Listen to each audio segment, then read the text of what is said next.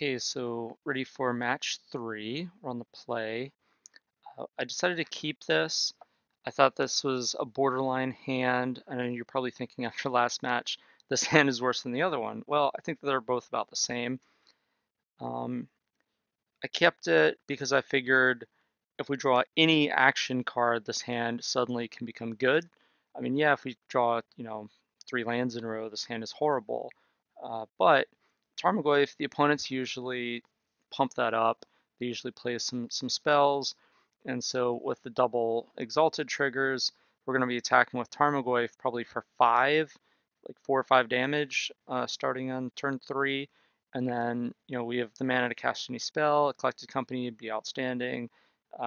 If we draw Knight, we can turn some of these lands into spells with Canopy, or we can get the Township and turn these nobles into threats. And I just feel like there's a lot of cards we can draw. The Courser, we have like triple fetch land to reset. We have Ghost Quarter, so if we draw like the Excavator, we can get Ghost Quarter lock the opponent a lot of times. So I just felt like there's a lot of stuff that can go right as long as we don't draw lands with this hand.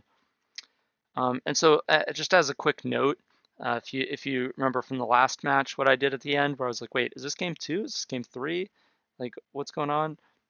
Well, that never happens to me in real life because it used to, and I developed a method to prevent that from happening. Where at the bottom of each game on my life pad, I put a W and circle it or an L and circle it so that I know what the result of that game was. And so then at the end of each game, like I get so entrenched in the game that I'm like, okay, I have no idea what game was that. And I'll look at my score pad and I'll be like, okay, I know what game that was because like I won game 1, lost game 2, this was game 3, something like that. So it's a very quick, handy thing that most people don't do, even pro players don't do. But I've seen pro players get into this discussion of what game is this? Is this game 2 or game 3? It's like, wait, did I win game 2? And like, if it's just on your life pad, then like you have it. So anyway, that's just a quick note about that. Now let's start this game. We're on the play. Go with turn 1 Noble and Temple of Triumph. This could be anything. Just play a Tarmogoyf and a Noble, Snow-Covered Plains, okay, and Chalice for 1. Interesting. So looks like this is that red-white prison deck with like Blood Moons and Nahiri searching out Emrakul, the Eon's Torn. So we draw a Courser, which is good, and so what we do here, interestingly enough, is we play Courser and then we play Noble Hierarch. Now, the reason that we played Noble Hierarch isn't because we just forgot about Chalice, which later on in the match we actually do forget about Chalice, but I did it on purpose here because, well, a Noble in our hand isn't going to do anything. We don't have any way to like turn that Noble in our hand into a card unless we kill the Chalice. We don't really have any way to deal with the Chalice. So I decided since we have a Tarmogoyf, just getting this noble into the graveyard means we're attacking for 1 extra point each turn. So it's as if the noble's in play giving the Tarmogoyf Exalted, except instead of Exalted, it's just a permanent bonus for a creature being in the graveyard. So I played it just basically to pump the Tarmogoyf so that we can just get in extra damage, because I figured that's the best thing to do with this noble that's stranded in our hand. So we just attack, and we want to leave the knight on top. They play Gideon, prevent all from Tarmogoyf, but, well, I mean, that's the cool thing about Exalted, is now, all right, sweet, I'll just attack Gideon with the Courser, and the Exalted triggers happen. So kill Gideon. And now they don't have a 4th land. We play Ramanep Excavator. No, we don't. Oh yeah, we search out the Township and activate. And the reason that we did that, I was trying to play around like Anger of the Gods and just getting in damage that way without committing a threat, but they drew the land and they played Wrath of God, so that was that. So now we're on the play of Excavator, get our land from the graveyard, play Voice, Now they play Nahiri, plus it, discard a Blood Moon, draw Canopy, sweet. Play land from our graveyard, activate Township, attack, take 5, down to 1. They cast Nahiri, exile the voice, cast another Nahiri, Legend Rule, kill the other one, minus, kill our other creature.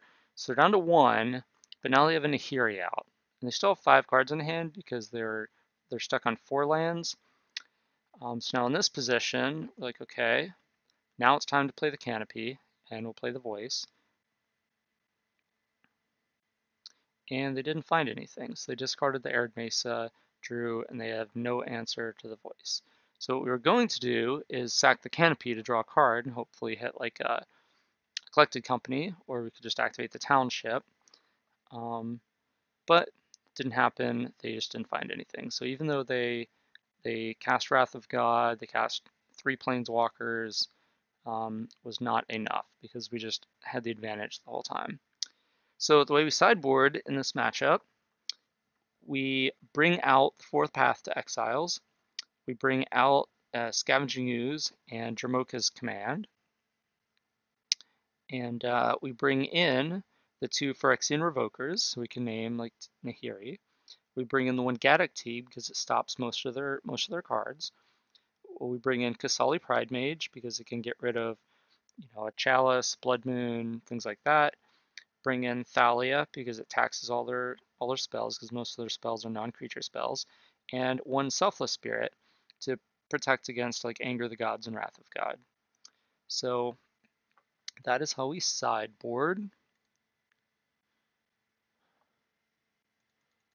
Now for game 2 on the draw, this is a slower matchup, so go ahead and keep this hand. Since we know they have Blood Moon in their deck, we want to try to play around that, so we want to play the fetch land first. So they crack their fetch, plains, and Simian Spirit Guide Blood Moon. So we fetch the plains in response. Now we have green and white mana. They play Rest in Peace. Our graveyard's not going to get us too far. Play another one. Well, we're on the company plan. Company gets us. Okay.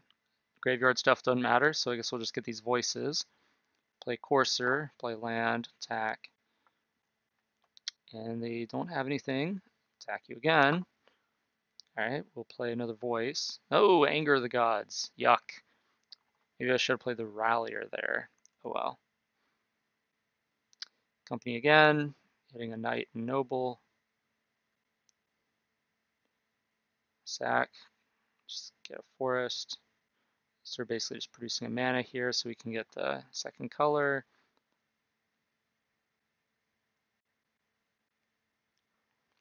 And attack you for lethal. What do you got? Oh, Lightning Helix on my creature. Okay. Finks doesn't come back because of Rest in Peace. Play another creature, and they might have had a Wrath of God in hand, and they just didn't have the 2nd white source. That's one of the downsides of this deck with Blood Moon and spells that cost double white.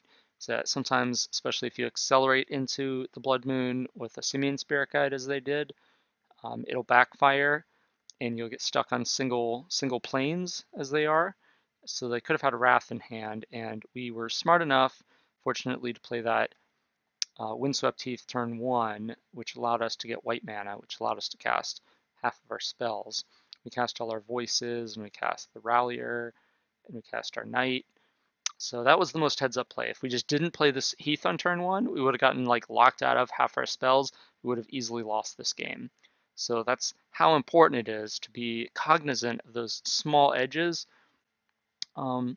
Yeah, so playing the Heath on playing the fetch land on turn 1 to get us the plains was the most important decision we had this entire game, actually. So that match was pretty quick.